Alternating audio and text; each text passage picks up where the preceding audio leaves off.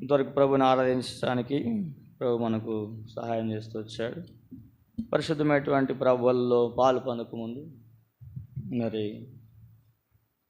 దేవుని వాక్యంలో ఉండి కొన్ని మాటలు మనం చదువుకొని ప్రభు వల్ల చేయాలి. గత వారం కొన్ని విషయాలు ధ్యానం వచ్చాము. ఆ భాగాన్ని మరలా చదువుకుందాం. మత్తయి సువార్త 5వ అధ్యాయము 16వ వచనాన్ని మనము కలిసి చదువుకుంటాం. మత్తయి సువార్త 5వ అధ్యాయము 16వ వచనాన్ని అందరం కలిసి చదువుకుందాం. మనుషులు మీ సత్క్రియలను చూచి పరలోకమందున్న మీ తండ్రిని మహిమపరచునట్లు వారి ఎదుట మీ వెలుగు ప్రకాశింపనీయుడి. 1 కొరింథీ పత్రిక 11వ అధ్యాయము 28వ వచనం. 1 కొరింథీ పత్రిక 11వ అధ్యాయము 28వ వచనం. 1 కొరింథీ పత్రిక 11:28. కాబట్టి ప్రతి మనుషుడు తను తాను పరీక్షించుకొనవలెను, అలాగూ చేసి ఆ రొట్టెని తిని ఆ పాత్రలోనిది త్రాగవలెను. ప్రభు సహాయం కొరకై చిన్న ప్రార్థన చేసుకుంటాం. ప్రేమ నమ్మకమైన మా ప్రియ పరలోకపు తండ్రి, పరిశుద్ధమైన దేవనాలు, అద్భుతకరుడు, ఆలోచనకర్త, నిత్యుడగు తండ్రి, నిన్న నేడు నిరంతరం ఏకరీతిగా ఉన్న దేవుడివి, జీవమాగల తండ్రి, నీకు స్తోత్రాలు చెల్లిస్తున్నాం. వ్యక్తిగా దుర్గములను ఆరాధించేటువంటి భాగ్యం ఇచ్చేందుకు వందనాలు. పరిశుద్ధమైనటువంటి బలలో పాలు పొందకముందు, ప్రభావ చేయవేయకముందు మా ఆత్మీయ జీవితం మేము పరీక్షించుకొని పరిశీలించుకొని యోగ్యంగా నీ బలలో చేయవేయటానికి మాకు సహాయం చేయండి. పరలోక తండ్రి, మీ కృప చూపించి సహాయం చేయండి. ప్రభా, నీ వాక్యముతో మాతో మాట్లాడండి. నీ వాక్యము మమ్మల్ని సరిచేస్తుంది, చక్కపరుస్తుంది. ప్రభా, 5 టన్నుల చేపలను ఏ విధంగా మీరు ఆస్వాదించి విరిచి వడ్డించినప్పుడు అనేక వేల మంది తృప్తిపరచబడుతూ వచ్చారు. మేము చదివిన భాగం 2 వచనములైనా మీరు వాటిని ఆస్వాదించినప్పుడు తండ్రి అవి ఎంతో మాకు ఆశీర్వాదకరంగా చేయబడతాయి. అవి నా పాత్రనికి లేని వాడిని నా నోటి నీ మాటలు ఉంచండి. మీ హస్తులను దాచి ఉంచమని కోరుకుంటూ మీ కృపగల దగల అప్పగించుకుంటూ పరిశ్రమలకు పరిచయం కూడా దీవించమని యేసు ప్రభు పరిశుద్ధమైన నామమున ప్రార్థించి వేడుచున్నాము తండ్రి, ఆమేన్.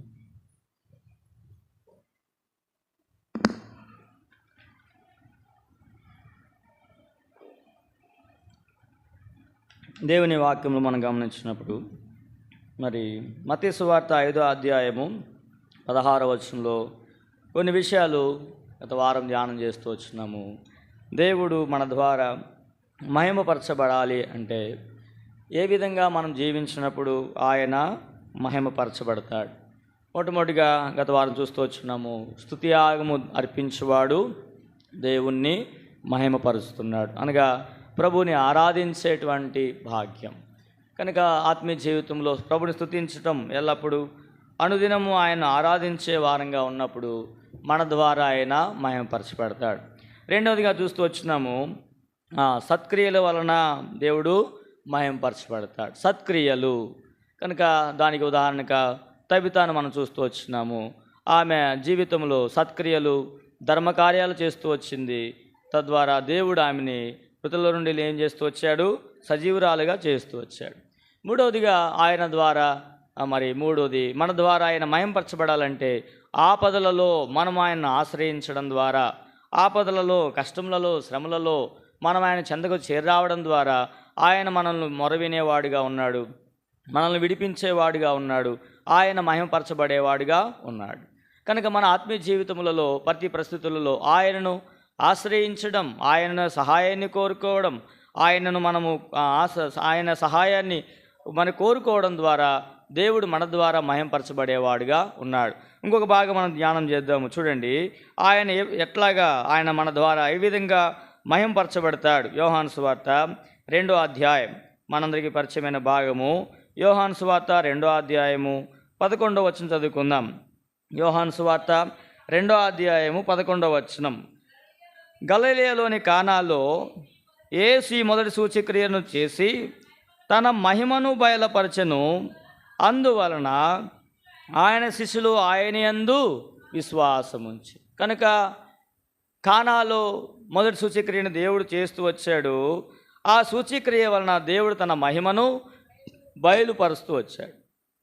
ఈ సూచక్రియ జరగడానికి, తన మహిమ బయలుపరచబడ్డానికి కారణం ఏంటంటే అక్కడ మనం గమనించాము 2వ అధ్యాయము మరి 5వ వచనంలో మనం చూస్తూ వస్తాం. ఆయన తల్లి పరిచారకులను చూచి ఆయన మీతో చెప్పునది చేయుడు. మన ద్వారా దేవుడు మహింపరచబడాలి అంటే ఆయన మనతో ఏం చెప్తున్నాడో దాన్ని చేయాలి. మనకున్న అలవాటు ఏంటంటే మానవ నైజం, చెప్పింది మాత్రం చెయ్యం. అది మన నైజం ఏంటంటే చెప్పింది మాత్రం చెయ్యం, చెప్పని అన్ని చేస్తాం. కనుక దేవుడు మన ద్వారా వ్యక్తిగతంగా, కుటుంబంగా, సంఘముగా మహిమపరచబడాలి అంటే దేవుని ద్వారా ఆయన చెప్పింది మనతో ఏమి చెప్తున్నాడో, ఆయన వాక్యం ఏమి సెలవిస్తుందో ఆయన తద్వారా మనం చేయడం ద్వారా ఆయన మహిమపరచబడేవాడుగా ఉన్నాడు. భక్తులైన వారి జీవితాల్లో నోవాహు దేవుడు ఏం చెప్తే అలాగనే ఓడ తయారు చేసి చూడండి. ఆదికాండము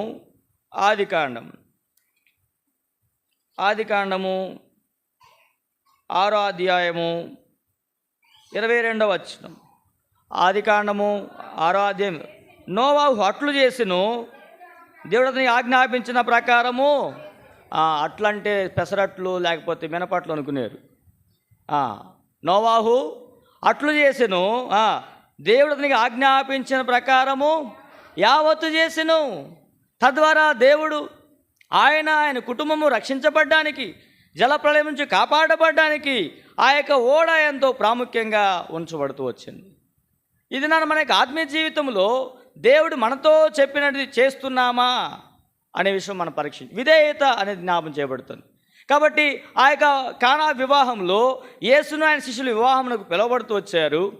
ఆ యొక్క వివాహంలో ఆయన తల్లిగారు కూడా వచ్చారు. అయితే అక్కడ ఆ యొక్క వివాహం విందులో ద్రాక్షరసం అయిపోయింది. ద్రాక్షరసం అయిపోతే అక్కడ తల్లిగారు చూశారు. అప్పుడు ఆయనతో చెప్తున్నా, అయ్యా మరి వివాహంలో ద్రాక్షరసం అయిపోయింది, ఏం చేద్దామంటే, అమ్మా నా సమయం ఇంక నువ్వు రాలేదు, నాతో నీకేం పని. ప్రభు అన్నాడు. సరే, ఆమె చెప్తుంది, ఆయన యొక్క దైవికమైనటువంటి జ్ఞానం చొప్పున పరిచారకం చూసింది. ఆమె చెప్పింది, ఆయన మీతో చెప్పునది అంటే ఏమి కూడా ప్రశ్నించొద్దు, ఏమి సనగొద్దు, ఏమి గొనగొద్దు, దేని గురించి కూడా మీరు ఆర్గ్యుమెంట్ చేయొద్దు, వివాదించొద్దు, తర్కించొద్దు. ఆయన మీతో ఏం చెప్తాడో చెయ్యండి. ఆ మాటను బట్టి ఆయన సమయం వచ్చింది, పరిచారకుని చూచాడు. ఆ యొక్క బయట ఉన్నటువంటి 6 రాతి బాణల నిండా నీళ్లు పోయమన్నాడు. ఆ బాణలు శుద్ధీకరణ చార ప్రకారము అవి ఉంచబడుతూ వచ్చినాయి. అంటే కాళ్ళు కడుక్కోవడానికి నీళ్లు పోసేటువంటి పాత్రలు అవి, కాళ్ళు కట్టుకోవడానికి నీళ్లు పోసేటువంటి పాత్రలు అవి. ఆ పాత్రలో నీళ్లు పోయమంటున్నాడు. అయితే ఆమె చెప్పిన మాట, తల్లి చెప్పింది, ఆయన మీతో చెప్పునది చేయుడి. వారు ఏమాత్రము ప్రశ్నించకుండా వారిని అంచుల మట్టుకు నింపారు. నింపిన తర్వాత మరలా చెప్పాడు, ఇప్పుడు మీరు ముంచి ఆ విందు ప్రధాని దగ్గర తీసుకొని వెళ్ళండి. అలాగే తీసుకెళ్ళేవారు. ఏమాత్రం, అయ్యా మనం పోసింది నీళ్లు కదా, అక్కడ ద్రాక్షరసం కావాలి, అక్కడ ద్రాక్షరసం కావాలి, మనం నీళ్లు పోసినాం, నీళ్ళు తీసుకెళ్ళమంటామండి, ఏం ఆర్గ్యుమెంట్ చేయలేదు, తీసుకెళ్ళారు.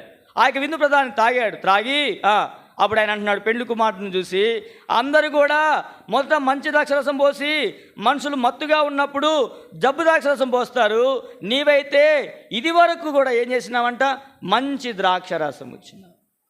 ఇప్పుడు వారు చెప్పినటువంటి పని యేసుప్రభువు వారు చెప్పినటువంటి పని చేయడం ద్వారా ఆ యొక్క రాతి బాణలు గణపరచబడ్డాయి, ఆ యొక్క పనివారు గణపరచబడ్డారు, ఆ యొక్క వివాహ విందు కలిగిన వారు కనపరచబడ్డారు. అంతకంటే ప్రభువారు మహింపరచబడుతూ వచ్చారు.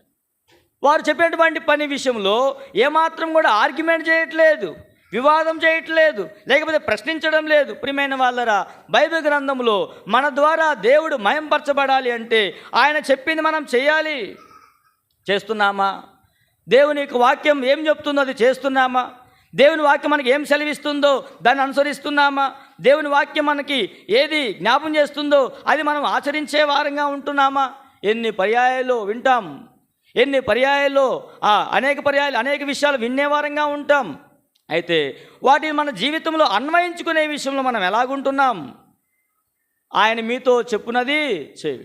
కనుక దేవుడు చెప్పినది మనం చేయడం ద్వారా మన యొక్క వ్యక్తిగత జీవితంలో, కుటుంబ జీవితంలో, సంఘ జీవితంలో ప్రభు మన ద్వారా మహింపరచబడేవాడుగా ఉన్నాడు.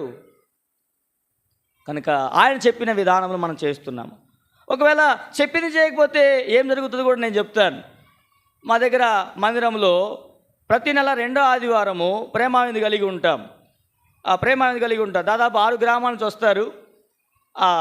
2 గ్రామాల వాళ్ళు ఒక నెల భోజనం పెట్టాలి. వారికి సామర్థ్యాన్ని బట్టి వారు ఏదైనా మంచి చికెన్ పెట్టవచ్చు, లేకపోతే ఏదైనా పెట్టవచ్చు. ఆ తర్వాత వారికి సామర్థ్యాన్ని బట్టి వెజిటేబుల్ పలావు, ఆ తర్వాత ఉర్లగడ్డ కుర్మా, తర్వాత రసము, పెరుగు చట్నీ, గోంగూరలు చేస్తారు. అలాగా ఒక్కొక్క నెల 2 గ్రామాలు చేస్తారు.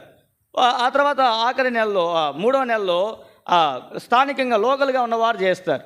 అయితే వారు ఎక్కువ కనుక వాళ్ళు ఏం చేస్తారంటే అందరూ సమర్పణ పెట్టి ఒక 10,000 దాకా వస్తుంది సమర్పణ. ఆ 10,000 పెట్టి ఏం చేస్తాము, అందరూ నా వెజ్ పెడుతున్నారు అని చెప్పి బిర్యానీ చేపిస్తాం. ఏం బిర్యానీ? దమ్ బిర్యానీ. 25 కేజీలు చికెను, 25 కేజీలు బియ్యం, చక్కగా బిర్యానీ చేయించాము. ఆయన వంట మాసం పిలిపించి చేపిస్తూ ఉండేవాడిని. సరే, మందిరాల్లో ఉంటారు కదా, మహిళా మండలి అధ్యక్షులు ఉంటారు కొంతమంది, డోక్రా గ్రూపులు ఎలాగ ఉంటారో వాళ్ళు కూడా ఉంటారన్నమాట. ఒక కాలనికి ఒకరు ఉంటారు. వాళ్ళు ఏం చేశారంటే ఆయన వాళ్ళకి వాళ్ళే మాట్లాడుకొని వంట మాస్టర్కి 1,500 ఎందుకు ఇవ్వాలి, మనమే చేసుకుందాం, ఆ డబ్బులు మనకి మిగులుతాయి కదా, ఆ డబ్బులతో మనం చక్కగా ఏందో వీళ్ళు బిల్డింగ్లు కట్టినట్టు 200కి అని చెప్పి రికమెండేషన్స్ పాస్ చేశారు. సరే, రెగ్యులర్గా వంట చేసేటోళ్ళు వచ్చి అన్న పలానా అక్కలు చేస్తారంట వంట అంటే అది 5 కిలోలు కాదు, 10 కిలోలు కాదు, 8 కిలోలు, 25 కేజీలు బియ్యం, 25 కిలో చికెను, దమ్ బిర్యానీ చేయాలి, కట్టెల మీద చేయాలి, గ్యాస్ మీద కూడా కాదు, మీ వల్ల కాదమ్మా అంటే లేదన్నా మేము చేస్తామన్నారు. సరే, వంట మాస్టర్ మాట్లాడినా ఆ వారం ఆయనకి రాలేదు, క్యాన్సిల్ అయిపోయింది. ఇప్పుడు చూడన్నా దేవుని చిత్తం కాదు ఆయన రాకపోవడం అంటున్నారు. చాలా చిత్తంలో బాగున్నారు అనుకున్నా నేను. సరే, రెండో వారం వచ్చింది. సరే, ఇంకా ఫోర్స్ ఎక్కువైపోతుంది, మేం చేస్తాం అంటున్నారు. సరే చేయండి అని అవకాశం ఇస్తే వంట మాస్టర్కి ఏమేమి కావాలో కరివేపాకు సహా తీసుకొస్తాను నేను, అవన్నీ తీసుకొచ్చి పెట్టినా. సరే, ఇప్పుడు చేస్తున్నారు. దాదాపు 120 మంది జనం వచ్చారు మందిరంలోకి. అందరికీ భోజనాలు, అందరికీ ప్రేమ విందు చక్కగా చేస్తూ ఉన్నారు. వర్షిప్ మెసేజ్ అయిపోయింది. వెళ్ళి చూస్తుంటే మంచిగా చేస్తున్నారు, పని చేస్తున్నారు. చక్కగా దమ్ము బిర్యానీ కలిపి పెడుతున్నారు. బాగా చేస్తున్నారులే అనుకున్నా. సరే, అయిపోయింది, బలవత్మానం అయిపోయిన తర్వాత లాస్ట్ ప్రార్థన అయిపోయింది. సరే, వెళ్ళి ఇప్పుడు ప్రార్థన చేయాలి కదా వడ్డించడానికి, అన్న ప్రార్థన చేస్తే వడ్డిస్తారంట అని చెప్పి సరే పోయా ఆడికి, దమ్ బిర్యానీ కాడికి పోతే అది ఎలా ఉందంటే మీరు దమ్ బిర్యానీలో మసాలా ఎక్కువడం చూసే ఉంటారు, లేకపోతే కారం ఎక్కువ చూసి ఉంటారు. నా జీవితంలో ఫస్ట్ టైం అది దమ్ బిర్యానీ వాళ్ళు ఎలా చేశారంటే రాగి సంగటి ఎలా ఉండదు చేశారా? రాగి ముద్ద చూసి తెలుసు కదా, అంటే అంత ఘోరంగా చేసినారు అది. అంటే మీరు నమ్ముతారు నమ్మరో, ప్రార్థన చేసినా నాకు ముఖం చూపించుకోలేక సంఘస్థులందరికి పోయి రూమ్లో కూర్చున్నా. ఎందుకు? 25 కిలోలు బియ్యం, 25 కిలోలు చికెను, చెప్పింది చేయమంటే చేయరు. మేం చేస్తాం అని చేస్తే ఏమైనా చేయగలరికి రాగి సంగటి అయిపోయింది అన్నమాట. అందుకనికి ఇప్పుడు వీళ్ళు వంట చేసిన వాళ్ళు ఏం చేస్తారు తెలుసా? ఇంక అయిపోయినాక మామూలుగా ముసుకేసుకుంటారు కదా, ఇంకొద్ది ముసుగు ముందుకొచ్చి పోతున్నారు. అక్క భోజనం చేయండి అన్న, వండి అలసిపోయిన వాళ్ళు అన్న లోపల తిప్పుతుంది అంటున్నారు. ఎందుకు తినలేక కనీసం ఎముకలు కూడా కనపడతలేదండి, అంత శివుడిపోయింది అది. ఎముకలు కూడా కనపడతలే, లెగ్ పీస్ ఎముకలు కూడా కనపడతలే. ఆయన ఏంటన్నా అంటే ఏం చేస్తావు, నా సెగకి ఆ యొక్క వంట చేసే వేడికి తట్టుకోలేక వాళ్ళకి చేత కాలేదు. ఆయన మీతో చెప్పినది చెయ్యాలి. అనేక పర్యాయాలు మన జీవితంలో చెప్పింది మనం చెయ్యం. ఒక ఆయన మీటింగ్ పెట్టుకున్నాడు, క్రిస్మస్ మీటింగ్ పెట్టుకుంటే వంట మాస్టర్ సంఘస్థుడికే చెప్పాం, అయ్యా ఆయన చిన్న మీటింగ్ పెట్టుకున్నాడు, కొద్దిగా వంట చేయాలంటే సరే చేస్తానని అన్నాడు. ఆడుంది 15 మందికి ఎన్ని బియ్యం పోయాలో అన్నీ చెప్పాను. సరే ఇదిగో ఇన్ని నీళ్ళు పోయని చెప్పిన. అయిపోయిన తర్వాత వంట చేసినాడు. ఆయనకి తోడు 2 హెల్పర్ని ఇచ్చినాం సహకారంగా ఉండటానికి. 3 కలిసి చేసినారు. చేస్తే చివరికి అన్నం వడ్డిస్తున్నారు. అన్నం వడ్డిస్తుంటే ఈ చివరి ఎత్తంటే కూర ఈ చివరికి పోతుంది, అది ఈ చివరి ఎత్తంటే ఆ చివరికి పోతుంది. ఏందన్నా అంటే తీరా పోతే బకెట్ నీళ్ళు ఇస్తే నేను 4 బకెట్ నీళ్ళు పోసారు. ఎందుకు? ఈ హెల్పర్లు ఉంటారుగా పక్కన, చాలా మంది ఉన్నారు, వాళ్ళ బంధువులు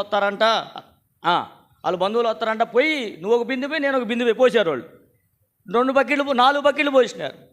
చూడండి, అనేక పర్యాయాలు భౌతికమైన విషయాల్లోనే ఇంత ప్రభావితమైతే ఆత్మీయ జీవితంలో మనము ఆయన మనతో చెప్పింది మనం చేయాలి. ఏం చెప్తున్నాడు ఆయన చూడండి. ఎఫెసీ పత్రిక 5వ అధ్యాయం. ఎఫెసీ పత్రిక ఆయన మీతో చెప్పినది చేయుడి. ఆయన మనతో ఏం చెప్తున్నాడు? ఎఫెసీ పత్రిక 5వ అధ్యాయము 22వ వచనం. స్త్రీలారా ప్రభువునకు వలె మీ స్వంత పురుషులకు లోబడి ఉండండి. ఒక కుటుంబంలో ఒక స్త్రీగా, ఒక భార్యగా నువ్వు ఉన్నటువంటి స్థితిలో నీ భర్తకు నువ్వు లోబడాలి, విధేయత చూపించాలి. అంతేకాకుండా చూడండి 33వ వచనం, 5:33. మెట్టుకు మీలో ప్రతి పురుషుడును తనను వలె తన భార్యను ప్రేమింపవలను, భార్య అయితే నా భర్త యందు భయము కలిగి. ఈ రోజుల్లో భయం ఏడుందండి? ఒక మందిరంలో చూస్తూ వచ్చిన ఒక ఆవిడ వాళ్ళ ఆయన పిలుస్తుంది, ఓయ్ పేరు పెట్టి పిలుస్తుంది, పేరు చెప్పలే, పేరు పెట్టి పిలుస్తున్నారు. భయము, విధేయత, లోబడము. ఆ కుటుంబం బట్టి వాళ్ళు ఎవరు రక్షించబడిన వాళ్ళే, ఆ దేవుడిని అంగీకరించిన వాళ్ళే. వారి ద్వారా దేవుడు ఎలాగ మయంపరచబడతాడు? భార్య అయితే తన భర్త యందు భయము కలిగి ఉండాలి. ఇవి ఎప్పుడు చేస్తారు? ప్రమాణాలు చేస్తారు. ప్రమాణాలు చేసి మర్చిపోతారు అన్నమాట. ఆ రోజు ఇంకా 2 రోజులు గుర్తుండవాయి. ఏమండి? భార్య అయితే నా భర్త యందు భయము కలిగి ఉండాలి, లోబడాలి, విధేయత చూపించాలి. నీ విధేయత, నీ లోబడే విధానము నీ కుటుంబంలో నువ్వు చూపించడం ద్వారా, నీ కుటుంబం ద్వారా దేవుడు మహింపరచబడతాడు, ఘనపరచబడతాడు. అంతేకాదు చూడండి, మొదటి పేతురు పత్రిక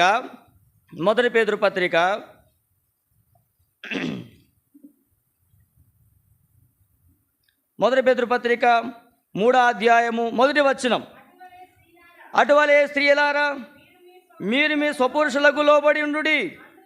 అందువలన వారిలో ఎవరైనను వాక్యమునకు అవిధేయులైతే వారు భయముతో కూడిన మీ పవిత్ర ప్రవర్తనను చూచి వాక్యము లేకుండానే తమ భార్యల నడవడి వలన, అర్థమైందండి? వాక్యం అవసరం లేదంట. ఏం కావాలా? మీ పవిత్ర ప్రవర్తన వలన భయముతో కూడిన నడవడి. ఈరోజు దేవుని బిడ్డలంగా నీ కుటుంబంలో ఆ పవిత్ర ప్రవర్తన కలిగి ఉన్నావా? ఆ భయాన్ని నువ్వు కలిగి ఉన్నావా? ఈరోజు ఎంత నువ్వు ఒకవేళ బోధ చేయించవచ్చు, ఎన్నో పర్యాయాలు వినిపించవచ్చు, అవన్నీ లెక్క చేయరు వాళ్ళు. నీ భయంతో కూడిన ప్రవర్తన ఎలాగుంది, నీ భయం ఎలాగుంది, నువ్వు ఎలాగ లోపడుతున్నావు, ఎలా విధేయత చూపిస్తున్నావు, దాన్ని బట్టే దేవుడు మహింపరచబడేవాడుగా ఉన్నాడు. ఆత్మీయ జీవితంలో ఒక స్త్రీగా, ఒక భార్యగా నీ ఇంట్లో, నీ కుటుంబంలో నీ స్థితి ఎలాగుంటుంది? ప్రియమైన వాళ్ళరా, భార్య అయితే తన భర్త ఏంది ఏముండాలా? భయం ఉండాలి, విధేయత కలిగి ఉండాలి. ఈరోజు ఆ విధేయత కనబడుతుందా? ఆయన లోబడేటువంటి మనసు కనబడుతుందా? ఆ తర్వాత చూస్తే చూడండి, ఎఫెసీ పత్రిక 5వ అధ్యాయము, ఇలా చదువుకుంటూ వచ్చినాము. ఎఫెసీ పత్రిక 5వ అధ్యాయము 33వ వచనం. మెట్టుకు మీలో ప్రతి పురుషుడును తనను వలె తన భార్యను ప్రేమింపవలను. చాలండి. భర్త అయితే తన భార్యను ప్రేమించాలి. అర్థమైందండి? ప్రేమించాలి. నిన్ను ఏ విధంగా నువ్వు ప్రేమిస్తావో, నీ శరీరాన్ని ఏ విధంగా నువ్వు పోషించుకుంటావో, నీ యొక్క అవసరతలు, నీ యొక్క అక్కలు ఏ విధంగా తీర్చుకుంటావో, వారికి కూడా అలాంటి అవసరతలు ఉంటాయి, వారిని అవి చేయాలి. భర్త అయితే భార్యను ప్రేమించాలి, భార్య అయితే భర్తకు లోబడాలి. ఆ వ్యక్తి ఎలాంటి వ్యక్తి అయినా, ఏ స్థితిలో ఉన్నా, ఏ పరిస్థితిలో ఉన్నా లోబడాలి, విధేయత చూపించాలి. ఇది నువ్వు చేస్తున్నావా? ఇది ఆయన మీతో చెప్పినది చేయండి. ఇది నీ యొక్క నియమాన్ని నువ్వు నెరవేరుస్తున్నావా? ఆ తర్వాత చూస్తే చూడండి 6వ అధ్యాయం 1వ వచనం. ఎఫెసీ పత్రిక 6:1 వచనం. ప్రభువునందు మీ తల్లిదండ్రులకు విధేయులైండి. చాలండి. పిల్లలారా, యవనస్తులారా, ఒకవేళ నువ్వు ఏ స్థితిలో ఉన్నా సరే నీ తల్లిదండ్రులకు విధేయులుగా ఉన్నావా? ప్రియ సోదరుడిగా విధేయులుగా ఉండాలి, లోబడాలి, విధేయత చూపించాలి. యేసుప్రభువారు జ్ఞానమందు, వయసునందు, దేవుని దయందు, మనుషుల దయందు వదిలడం గల కారణం ఏంటి? చూడండి, లూకాసు వార్త 2వ అధ్యాయం 52వ వచనం. లూకాసు వార్త 2వ అధ్యాయం 52వ వచనం. యేసు జ్ఞానమందు, వయసునందును, దేవుని దయందును, మనుషుల దయందును వర్ధిల్లుచుండెను గల కారణం ఏంటి? చందే 51.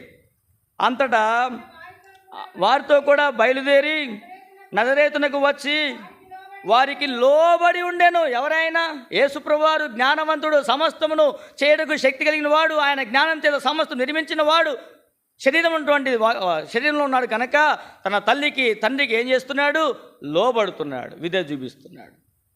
ప్రియ సోదరుడా, యవనస్తులారా, మీ పిల్లలు నీ తల్లిదండ్రులకు లోబడుతున్నావా? అనేక పర్యాయాలు ఏం చేస్తారంటే మా ఇష్టం, మేము చదువుకుంటాం, మాకు ఇష్టం చేస్తాం అంటాం. అది దేవుడు మెచ్చేది కాదు. పిల్లలారా ఏం చేయాలి? ప్రభువునందు మీ తల్లిదండ్రులకు విధేయులై ఉండండి. అంతేకాదు మీరు దీర్ఘాయుష్మంతులు అగునట్లుగా ఏం చేయాలంట? సన్మానించాలి. తల్లిదండ్రులు సన్మానించాలి. ఈరోజు ఎందుకు సన్మానించట్లేదు? తల్లిదండ్రులుగా వారి తల్లిదండ్రులను సన్మానించట్లేదు కనుకనే మన యొక్క పిల్లలు మనం సన్మానించట్లేదు.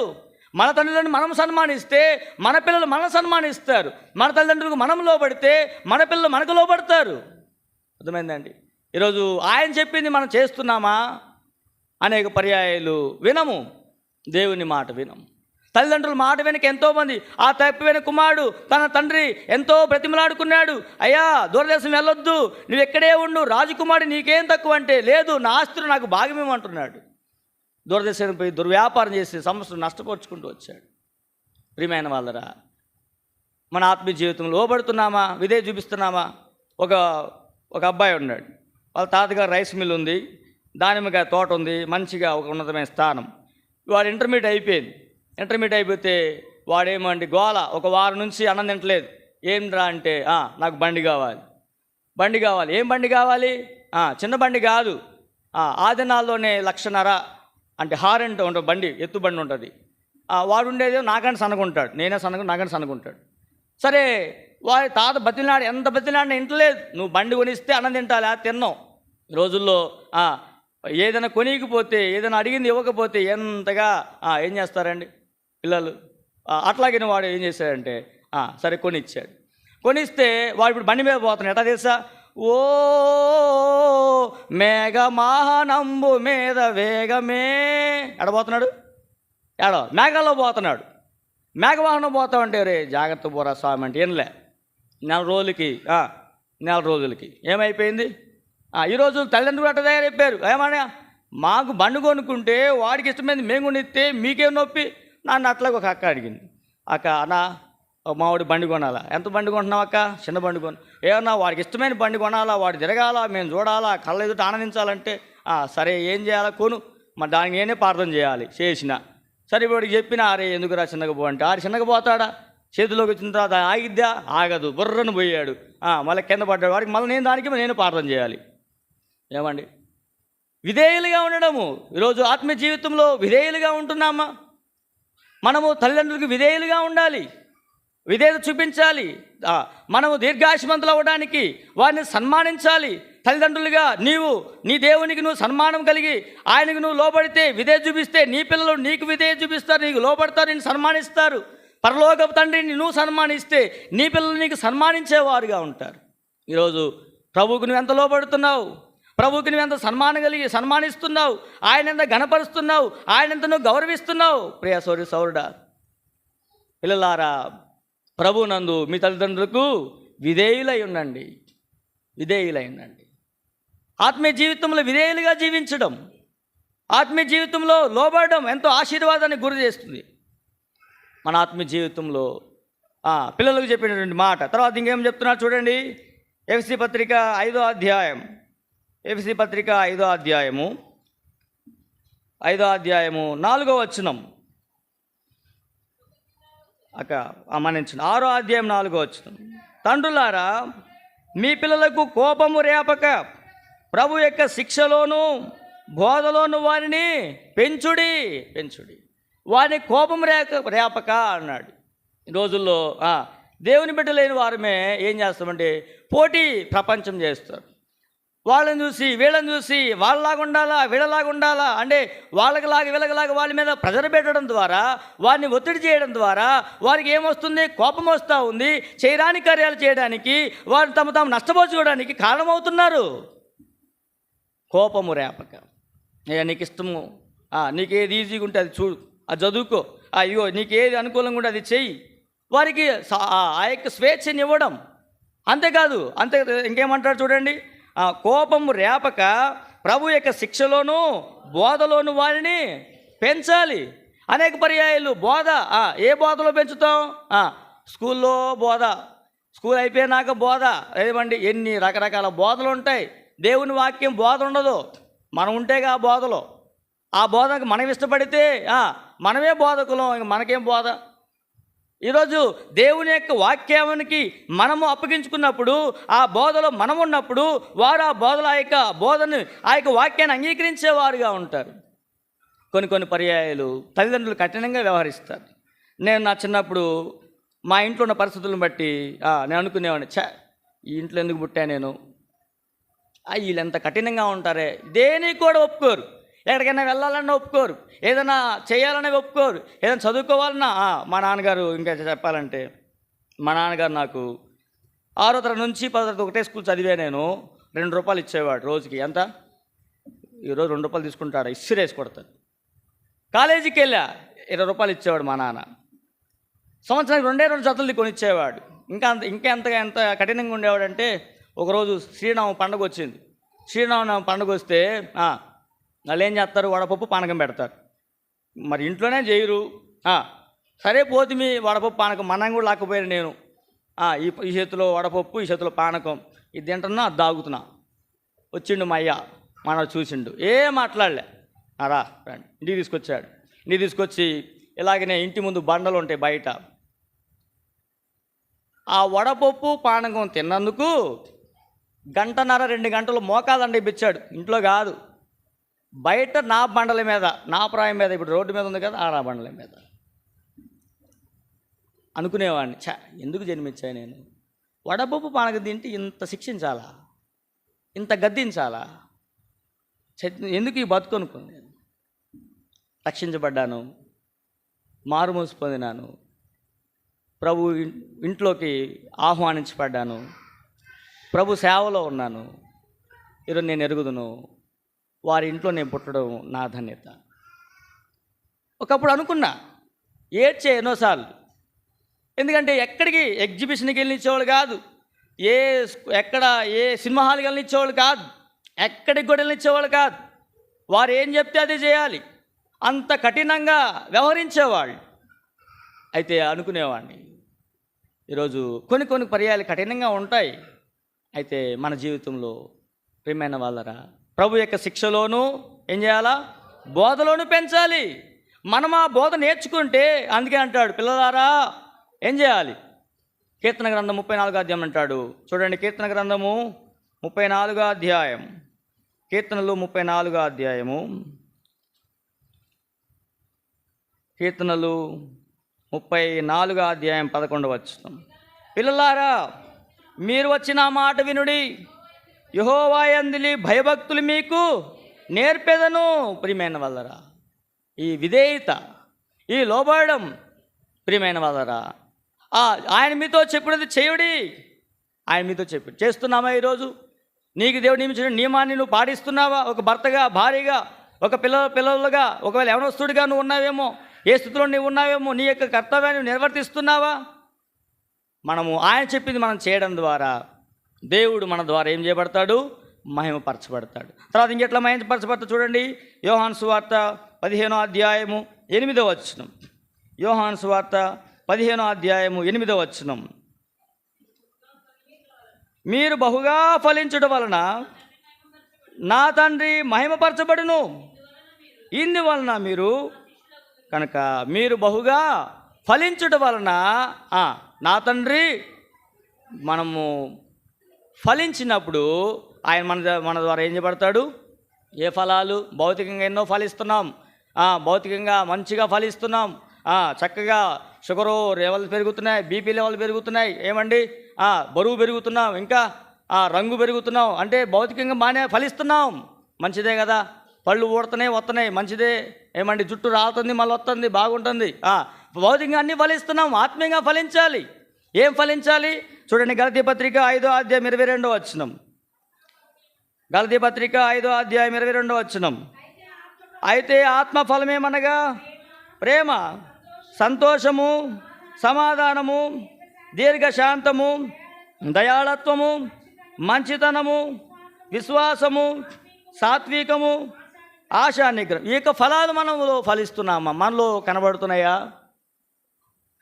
మనలో ఈ ఫలాలు కనబడుతున్నాయా? కుటుంబంలో కనబడాలి.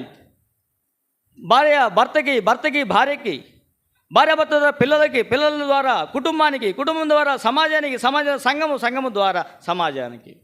ఈరోజు మన ద్వారా మనమున్న సమాజంలో, మనమున్న వీధిలో, మనటువంటి బంధువర్గంలో, మనటువంటి ఎవరైతే రక్షణ లేని వారి మధ్య మనం ఉన్నామో వారు మన ద్వారా దేవుడిని గణపరిచేవారిగా ఉంటున్నారా?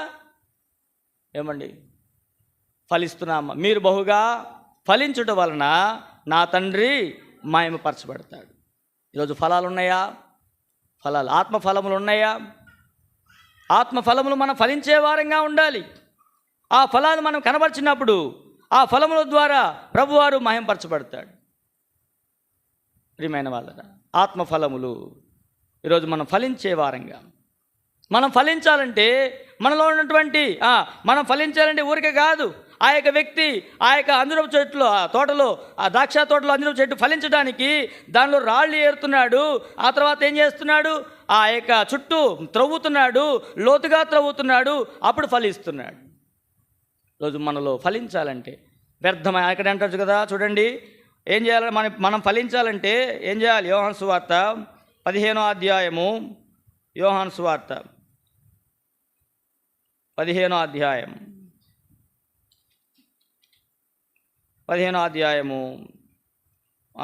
2వ వచనం. నాలో ఫలింపప్రతి తీగను ఆయన తీసి పారవేయును.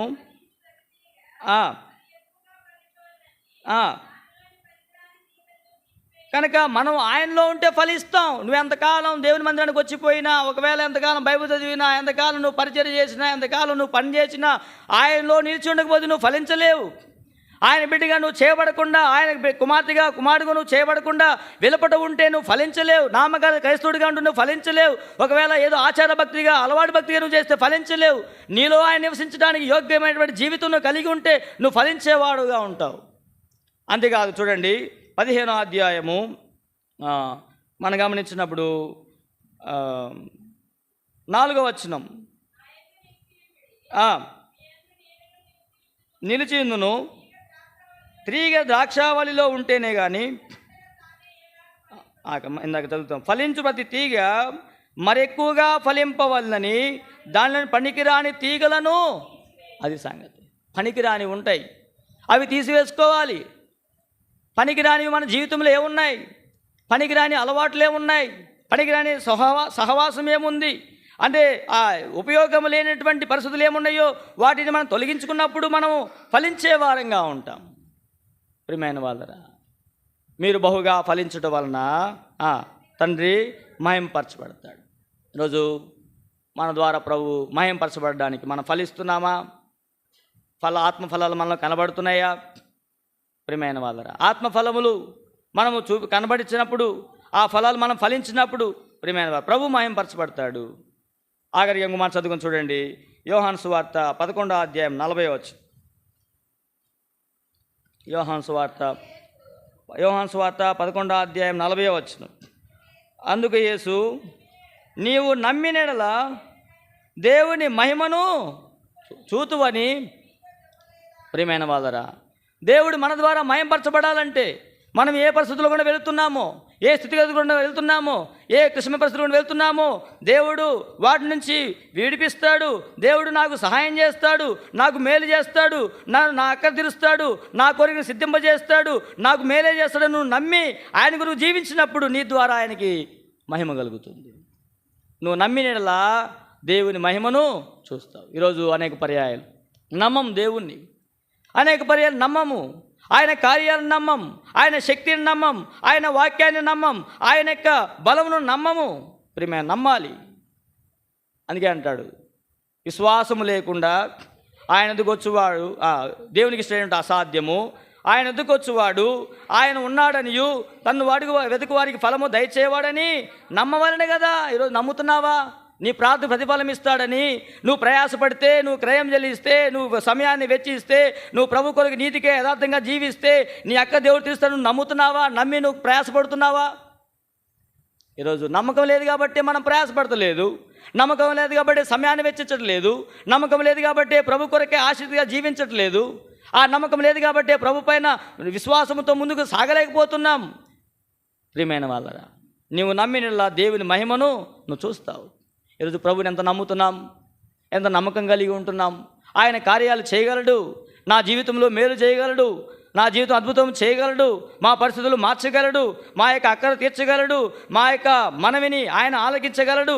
ఆయనను నమ్ముడు నీ వలన అయితే నమ్మువానికి సమస్తము సాధ్యం. ఈరోజు నమ్ముతున్నామా? నువ్వు ఆయన కార్యాలను నమ్మితే, నువ్వు ఆయన శక్తిని నమ్మితే దేవుని విషయంలో ఎంత మాత్రం కూడా వెనకంజ వేయవు, దేవుని విషయంలో ఎంత మాత్రం కూడా నిర్లక్ష్యంగా ఉండవు, దేవుని విషయంలో ఎంత మాత్రం కూడా అవిధేయత చూపించవు. ప్రియమైన వాళ్ళ, నువ్వు నమ్మినలా దేవుని మహిమను చూస్తావు.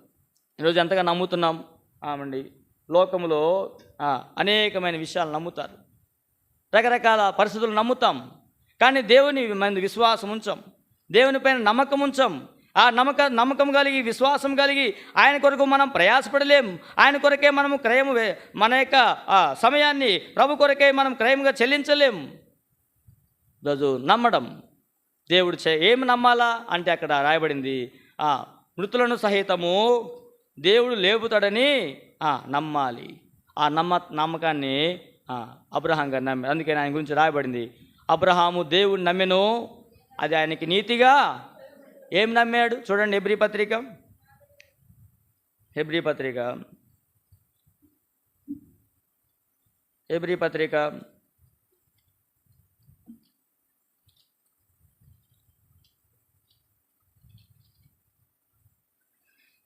11వ అధ్యాయం 17-19 వచనాలు. అబ్రహాము శోధింపబడి విశ్వాసమును బట్టి ఇస్సాకును బలిగా అర్పించెను. ఎవడు ఆ వాగ్దానములు సంతోషముతో అంగీకరించునో ఇస్సాకు వలన నీ సంతానమనబడును అని ఎవరితో చెప్పబడినో ఆ అబ్రహాము మృతుల సహితము లేపుటకు దేవుడు శక్తిమంతుడని ఎంచిన వాడై తన ఏక కుమారుని అర్పించి ఉపమాన రూపముగా అతని మృతుల నుండి ఎంచినాడంట. ఏమంటే మృతులను సహితము లేపుతాడు అని ఎంచాడు. ఈరోజు మనం ప్రభుని ఎలాగ నమ్ముతున్నాం? ఏదో అలవాటుగా ఆచారంగా, లేకపోతే అందరూ నమ్మినట్టే నమ్ముతున్నాము. కొంతమంది చెప్తారు, నేను అందరి దేవుళ్ళు నమ్ముతానన్నా, నేను అందరినీ గౌరవిస్తాను, నేను అందరినీ పూజిస్తాను, నేను అందరినీ సన్మానిస్తాను. అందరిలో ఆయన కాదు, అందరికంటే శ్రేష్ఠుడైనా, అందరిలో ఒక వ్యక్తి కాదైనా, అందరి వలె వాడు కాదు, అందరికంటే శ్రేష్ఠుడు, అందరికంటే ఉన్నతమైన వాడు, అందరికంటే గొప్పవాడు ఆయన. ఈరోజు ఆయన నమ్ముతున్నావా? నమ్మిక కలిగి నీ జీవితాన్ని కొనసాగిస్తున్నావా? అందుకనే మన యొక్క ఆత్మీయ జీవితంలో నువ్వు నమ్ముట వలన దేవుని మహిమ చూస్తావు. మన ఆత్మీయ జీవితంలో మనం ప్రభు మన పరిస్థితులు ఏ స్థితిగతులు కూడా వెళుతున్నామో, ఎటువంటి పరిస్థితులు కూడా వెళుతున్నామో, ప్రభువుని నమ్మినప్పుడు, నమ్మకం కలిగి జీవించినప్పుడు దేవుడు గొప్ప కార్యం చేస్తాడు అని విశ్వాసముతో వివేచించినప్పుడు, విశ్వాసంతో మనం ఉన్నప్పుడు దేవుడు గొప్ప కార్యం చేస్తాడు. నువ్వెంత ప్రార్థన చేస్తున్నావో, నువ్వెంత ప్రభు కొరకై క్రయం చెల్లిస్తున్నావో, నువ్వెంతగా సమయాన్ని వెచ్చిస్తున్నావో, నువ్వెంతగా ప్రభు కొరకై ఆసక్తి కలిగి ఉంటున్నావో, ఆ దేవుడు ఖచ్చితంగా తప్పకుండా నీ కార్యం నెరవేరుస్తాడని నువ్వు నమ్మకంతో కొనసాగుతూ వచ్చినప్పుడు దేవుడు నీ నమ్మక చొప్పున నీకు చేస్తాడు. మనం చేసినప్పుడు దేవుడు మన ద్వారా మహింపరచబడతాడు. కనుక మన ద్వారా మహింపరచబడాలంటే ఒక మాట చదువుకుందాము. 2వ కొరింథీ పత్రిక 6వ అధ్యాయం 19-20 వచనాలు. 1 కొరింథీ 6వ అధ్యాయం 19. మీ దేహము దేవుని వలన మీకు అనుగ్రహింపబడి మీలో ఉన్న పరిశుద్ధాత్మకు ఆలయమైందని మీరు ఎరుగరా? విలువబెట్టి కొనబడిన వారు గనుక మీ దేహముతో దేవుణ్ణి మహింపరచండి. ఈ దేహముతో దేవుణ్ణి మహింపరచాలి. ఈ శరీరాన్ని ఇచ్చింది ఆయన, ఈ యొక్క శరీరాన్ని అమర్చింది ఆయన, నన్ను ఆత్మ ఇవ్వబెట్టిన దీపం. ఈ దేహముతో ఆయన మహింపరచాలి. ఈ దేహముతో ఆయన మహింపరుస్తున్నావా? ఈ దేహాన్ని ప్రభు కొరకై వినియోగిస్తున్నావా? ఈ దేహాన్ని, సామర్థ్యాన్ని, శక్తిని ప్రభు కొరకై, ప్రభు పనిలో, ప్రభు యొక్క పరిచర్యలో, ప్రభు యొక్క ప్రయాసలో వాడబడుతున్నామా? మీ దేహము దేవుని వల్ల మీకు అనుగ్రహింపబడింది కనుక, మీరున్న పరిశుద్ధాత్మకు ఆలమైనది కనుక, మీరు విలువబెట్టి కొనబడిన వారు కనుక మీ దేహముతో దేవుణ్ణి మహిమపరచడి. ఈ దేహముతో ప్రభుని మహిమపరచాలి. ఈ దేహము ప్రభు కొరకే పరిశుద్ధంగా యోగ్యమైన విధానంలో జీవించినప్పుడు మన ద్వారా మహింపరచబడేవాడుగా ఉన్నాడు ఆయన. కనుక మన జీవితంలో దేవుడు మహింపరచబడుతున్నాడా? మొట్టమొదటిగా ఆయన ద్వారా మన ద్వారా మహిమపరచబడాలంటే మనలో ఏమి ఉండాలి? స్తుతి యాగం అర్పించేవాడు నన్ను మహిమపరచున్నాడు. రెండవది, సత్క్రియలు చేసినప్పుడు మన ద్వారా మహిమపరచబడతాడు. మూడవది, ఆపదలలో పరిస్థితులలో ఆయనను ఆశ్రయించడం ద్వారా మహిమపరచబడతాడు. తర్వాత విధేయత కలిగి జీవించడం, ఆయన మీతో చెప్పున్నది చేయడం ద్వారా ప్రభు మహిమపరచబడతాడు.